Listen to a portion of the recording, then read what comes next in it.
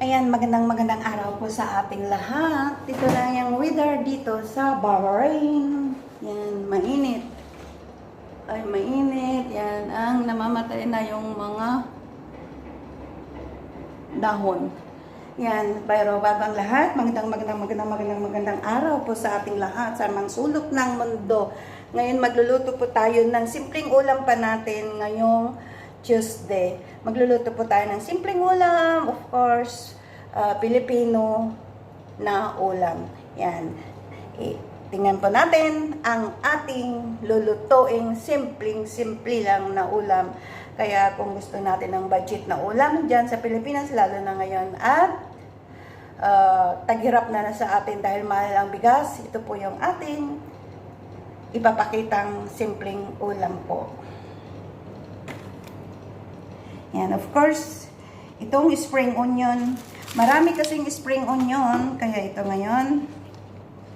Pero pag sa Pilipinas, dahon ng malunggay ang ilagay ninyo. Ngayon, ikakat natin ng ninipis. Alam kong lahat alam natin na magluto ng ganito, simpleng ulam.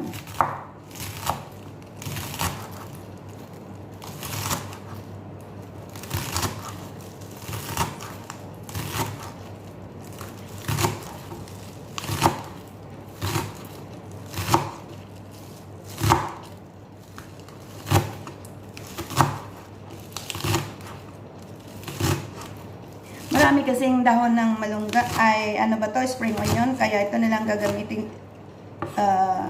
iluluto kong ulam ko. Halo natin ng isda tsaka itlog. Pero pag sa Pilipinas, gusto nating mag-budget, pwede nating dahon ng malunggay. Pangalawa, himay-himayin natin ang prito nating isda kahapon na hindi natin maulam na ulam, himay-himayin po natin. Alam kong lahat na tayo ay alam natin ito na procedure.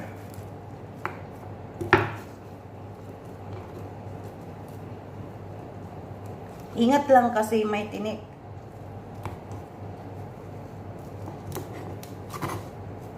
Pwede din yung alam nyo, mas masarap yung puso ng saging na ihalo sa leftover nating isda. Oh, yummy.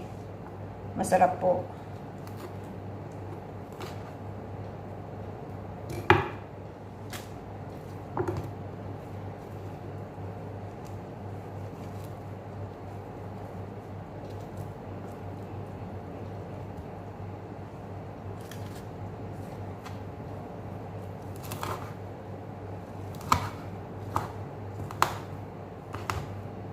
Kasi may tinik.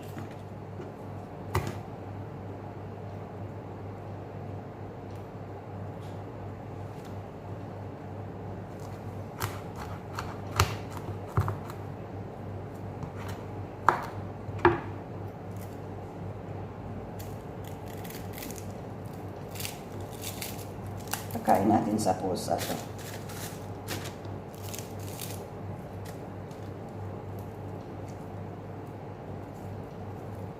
Kasi kahapon to na naluto. Kaya medyo matigas.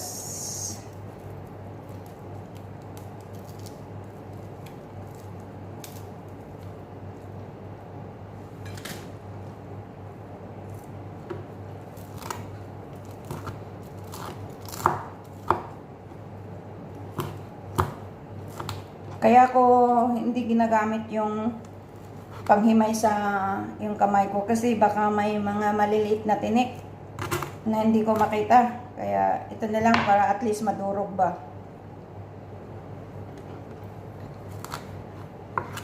Yan. Pag na-slice na, ayan, mag-break tayo ng itlog.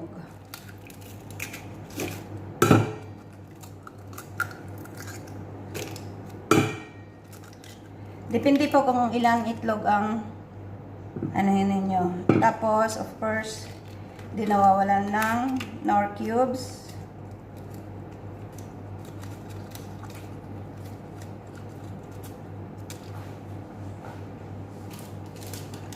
Haluan natin ng magic syrup.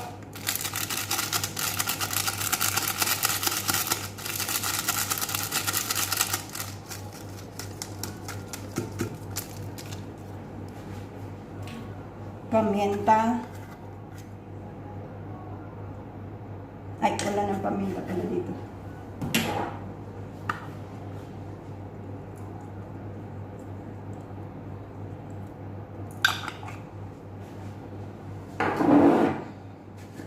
Asin. Tsansyahin niyo po kung ilan yung asin na ilalagay ninyo.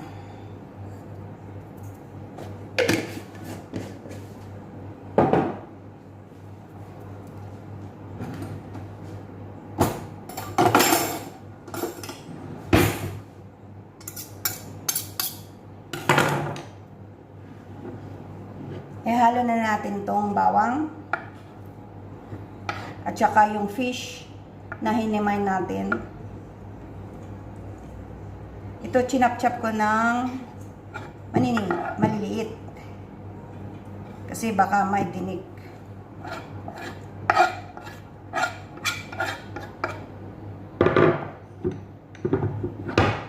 Pwede na natin mix.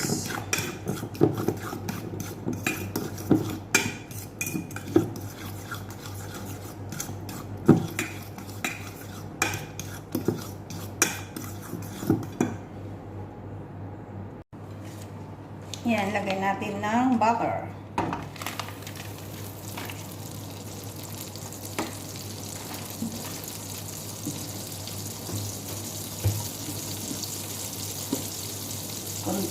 At saka oil.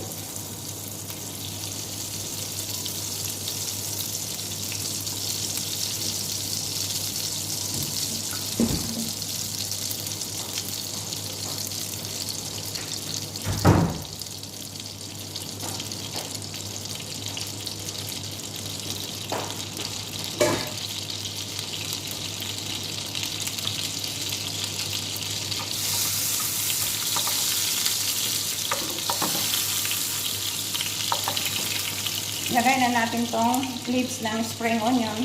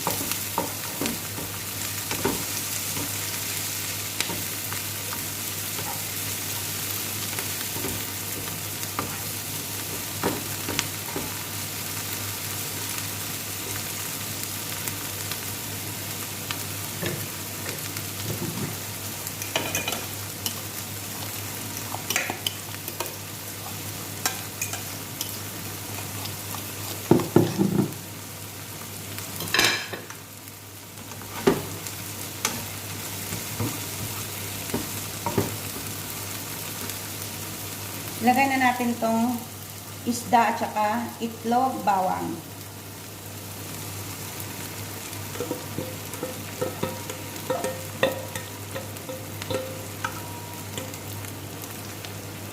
First, mix na natin. Ito lang simpleng ulam.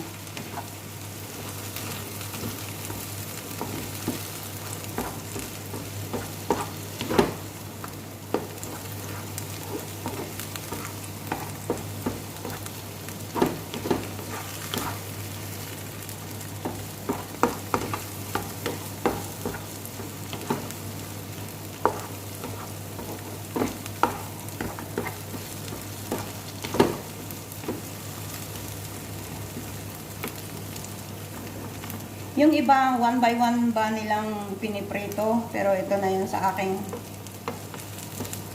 Wala masyadong matrabaho baga.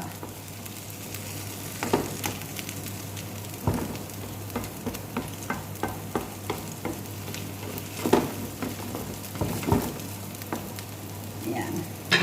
Ano natin ng 3 minutes. Ayan, pwede na. Haluin.